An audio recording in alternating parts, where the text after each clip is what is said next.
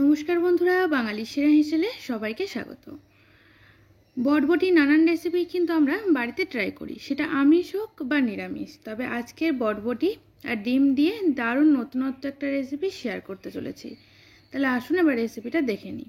তো প্রথমে বটবটিগুলোকে একটু পরিষ্কার করে এইভাবে বেছে নিতে হবে, কারণ বটবটির মধ্যে কিন্তু অনেক সময় দেখা যায় যে পোকা ছিদ্র করে, তো সেইভাবে সেগুলো বাদ দিয়ে বটবটিটাকে বেছে নিলাম। তো এইবার এটাকে একটা ছুরি দিয়ে এভাবে ছোট ছোট করে কেটে নিচ্ছি।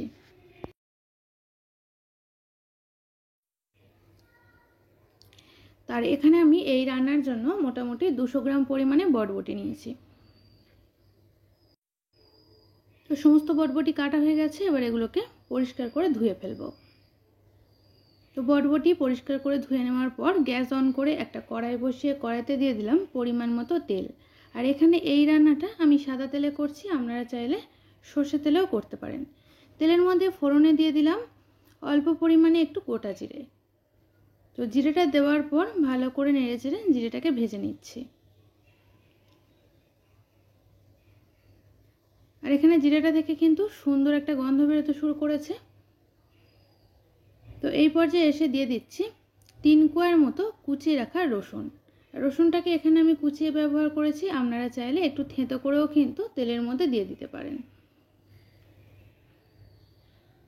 তো রসুনটা একটু ভাজা ভাজা হয়ে যাওয়ার পর দিয়ে দিলাম একটার মতো কাঁচা লঙ্কা কুচি আর একটা মিডিয়াম সাইজে স্লাইস করে কেটে রাখা পেঁয়াজ। আর রসুনটা কিন্তু একদম লাল হয়ে যাওয়ার পর তবে এখানে পেঁয়াজটা দেবেন না, হালকা একটু ভাজা ভাজা হয়ে যাওয়ার পর তবে এখানে পেঁয়াজটা যোগ করবেন। তার কারণ রসুনটা যদি খুব বেশি লালচে করে ভাজা হয়ে যায় তারপর পেঁয়াজটা দিলে কিন্তু পেঁয়াজটা ভাজতে ভাজতে রসুনটা আরও পুড়ে যাবে। আর এখানে এইবারে দেখুন পেঁয়াজের কালারটা হালকা একটু চেঞ্জ হতে শুরু করেছে, খুব বেশি ব্রাউন করবেন না। তো যখন দেখবেন হালকা কালার চেঞ্জ হয়েছে সঙ্গে সঙ্গে ধুয়ে রাখা বটবটিগুলোকে তেলের ওপর দিয়ে দিলাম। তো এবার পেঁয়াজের সাথে বটবটিটাকেও নেড়েচেড়ে ভেজে নিচ্ছি। তো এই পর্যায়ে এসে দিয়ে দিচ্ছি স্বাদ মতো লবণ, কারণ লবণটা দিলে কিন্তু সবজিটা একটু নরম হয়ে যায় আর তাড়াতাড়িও ভাজা হয়ে যায়। তো স্বাদ মতো লবণ দিয়ে আরও বেশ কিছুক্ষণ নেড়েচেড়ে বটবটিটা আমরা ভেজে নেব।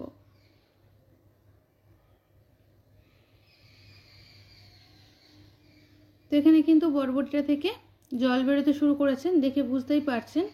তো এইবার এখানে একে একে সমস্ত গুঁড়ো মশলা অ্যাড করব। তো প্রথমে এখানে আমি দিচ্ছি অল্প পরিমাণে হলুদের গুঁড়ো। যেহেতু পরিমাণে আমি অল্পই করছি সেই জন্য সমস্ত মশলা অল্প অল্প করেই এখানে যোগ করছি। দিলাম সামান্য পরিমাণে একটু লাল লঙ্কার গুঁড়ো ঝালের জন্য, আর দিলাম হাফ চা চামচের থেকে একটু কম পরিমাণে ধনের গুঁড়ো। খুব বেশি পরিমাণে মশলা কিন্তু এখানে দেওয়ার দরকার নেই। তো এই কয়েকটা মশলা দিয়ে ভালো করে ভেজে নিচ্ছি। আর লবণটা তো আগে দেওয়াই আছে। তো এখানে দেখুন নেড়েচেড়ে সমস্ত মশলা মিশিয়ে নিলাম। এবার এটাকে ঢাকা চাপা দিয়ে গ্যাসের ফ্লেমটাকে একদম লো করে 2 মিনিটের মতো হতে দেব। 2 মিনিট ঢাকা চাপা দিয়ে রাখলাম যাতে করে কিন্তু বটবটিটা অনেকটাই সেদ্ধ হয়ে যাবে। তো বটবটিটা এখানে মোটামুটি প্রায় 50% মতো সেদ্ধ হয়ে গেছে। এবার বটবটিটাকে একটু সাইড করে নেব। আর যেহেতু আমি আগে অল্প তেল দিয়েছিলাম সেই জন্য এখনও ফের অল্প পরিমাণে একটু তেল দিলাম। আর এর মধ্যে একটা ডিম ফাটিয়ে দিয়ে দিলাম। যেহেতু একটা ডিম দিলাম লবণের পরিমাণটা কিন্তু অনেকটা কমে যাবে, সেজন্য ডিমের উপর 1 চিমটে মতো লবণ ছড়িয়ে দিলাম। প্রথমে ডিমটাকে বটবটির সাথে মিশিয়ে নেব না, এই সাইড করে একটুখানি ভাজা ভাজা করে নিচ্ছে। তো এইবারে সব কিছুর সাথে মিশিয়ে নেব।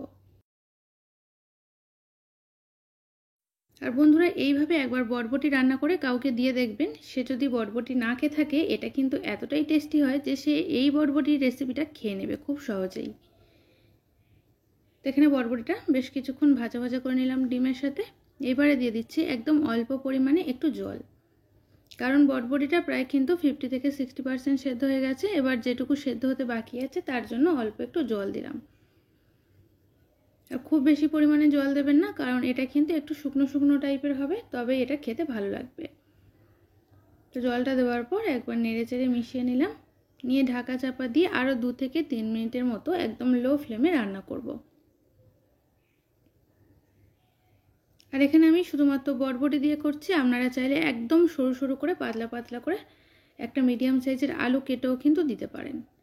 তো এখানে দেখুন প্রায় 2 থেকে 2.5 মিনিট পর ঢাকনাটা খুলে নিয়েছে। তো এবারে গ্যাসের ফ্লেমটাকে লো থেকে মিডিয়ামে করে দিলাম। এই মিডিয়াম ফ্লেমে জলটাকে শুকিয়ে নেব। তবে তার আগে টেস্টটাকে ব্যালেন্স করার জন্য এখানে আমি কয়েক দানার মতো চিনি দিয়ে দিলাম, কারণ চিনিটা দিলে আমার মনে হয় টেস্টটা ভালো মতো ব্যালেন্স হয়। আর চিনি দিয়ে বেশ কিছুক্ষণ নেড়েচেড়ে নেওয়ার পর সব শেষে ওপর থেকে অল্প একটু গরম মশলার গুঁড়ো ছড়িয়ে দিলাম। তো এখানে আমাদের বটবটি কিন্তু এই রান্নাটা একেবারেই তৈরি বন্ধুরা। এবার এটাকে গরম গরম ভাতের সাথে পরিবেশন করুন। বাড়িতে যদি কোনো কিছু না থাকে তাহলে কিন্তু এই বটবটি আর ডিমের এই রেসিপিটা বানিয়ে দেখুন, এটা দিয়েই দেখবেন সব ভাত খাওয়া হয়ে যাবে। আর খেতে কিন্তু অপূর্ব হয়েছিল। আপনারা অবশ্যই একবার হলেও বাড়িতে বানাবেন। আর এখানে আমি আপনাদেরকে বলছি, আপনারা বাড়িতে এই রেসিপিটা একবার বানালে কিন্তু বারবার বানাবেন। তো এবার আমি এটাকে পরিবেশন করে দিচ্ছি। আর বন্ধুরা, আমার আজকের এই রেসিপি আপনাদের কেমন লাগলো অবশ্যই করে জানাবেন। যদি ভালো লেগে থাকে তাহলে কিন্তু একটা লাইক আর শেয়ার করতে ভুলবেন না। আর আমার থেকে নিত্য নতুন রেসিপি পেতে চ্যানেলটি সাবস্ক্রাইব করে পাশে থাকা বেল আইকনটি প্রেস করে দেবেন। তাহলে আমি যখনই আমার চ্যানেলে কোনো নতুন ভিডিও ছাড়ব তার আপডেট আপনাদের কাছে খুব সহজেই পৌঁছে যাবে। আজ তাহলে এই পর্যন্ত, আবারও দেখা হবে নতুন কোনো রেসিপির সাথে। সবাই ভালো থাকবেন, সুস্থ থাকবেন, ধন্যবাদ।